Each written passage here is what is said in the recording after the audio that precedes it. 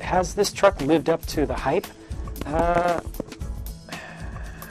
Not so sure on that yet. I need to do a little bit more tuning on it to really get the performance out of it. Not sure it's worth twice as much as the two-wheel drive version, even though it has, it's powered by twice as many wheels.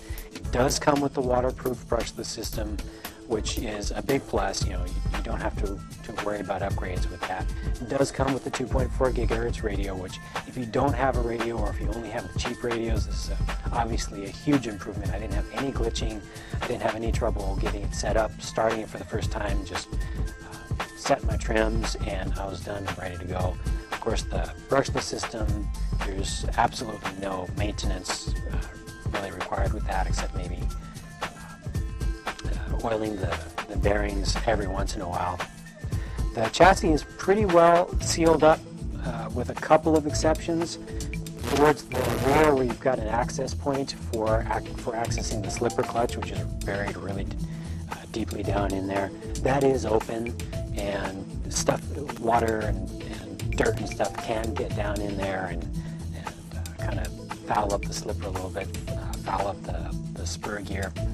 It would have been nice if they took this clear plastic cover that they have covering the entire shaft, which I really appreciate, but if they would have just taken that all the way back and made the whole thing be just attached by one screw, or even separated into two sections so you had really sealed the drivetrain from the top, that would have reduced the maintenance needs quite a bit.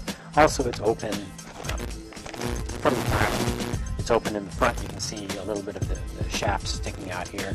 There's only so much that you can do to really seal up a vehicle when you've got so many drivetrain parts that you're trying to put into such a relatively small package and still have everything pretty durable. Overall, the design of it, I think, is pretty brilliant.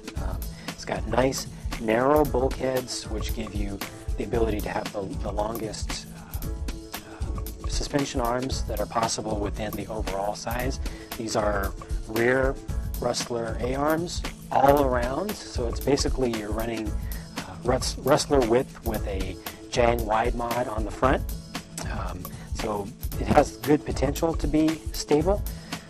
Everything is put together with a minimum amount of hardware, so it's easy to take things apart, especially relative to other vehicles they've made in the past. You've got easy access to the diffs.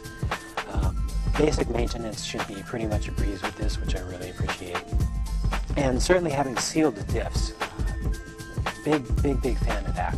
Front and rear, this is the RTR version, so it just has the front and rear diffs. If you get the Platinum one, or if you get the add-on upgrade, you can have a center diff also sealed. You can tune those with silicone oil.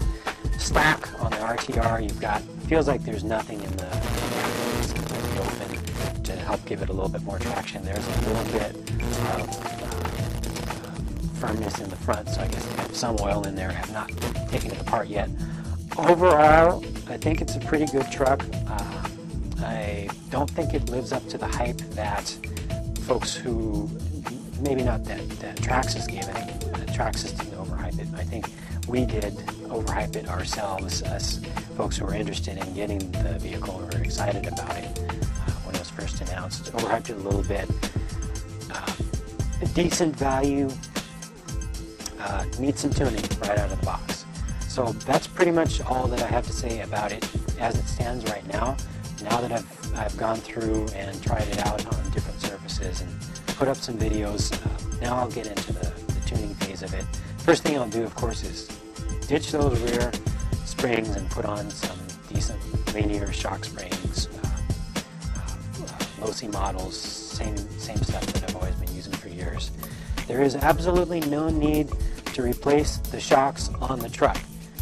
A lot of folks are going to tell you, oh, the shocks suck, therefore you have to upgrade them to aluminum. You've got to get big bore shocks. You don't got to get big bore shocks. You got to get big bore shock caps. The only thing that's wrong with Ultra Shocks is that the caps can pop off if you land a jump that's too big and they get too much pressure in them. You get the little $5 per pair aluminum shock caps, and these shocks will last you quite a long time. The springs are what are wrong with the shocks on this truck.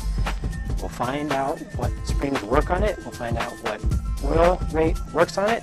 Then we'll have a truck that will perform much, much better and without a lot of additional investment into it. That's my thoughts on it for now. If you haven't subscribed to the Ultimate RC Network channel on YouTube yet, please do, because I'm going to be giving you a lot more videos throughout the course of the year. And also, if you have any more questions or just thoughts about the Slash or the Slash 4x4, please post them up in the Slash 4x4 forum at ultimaterc.com.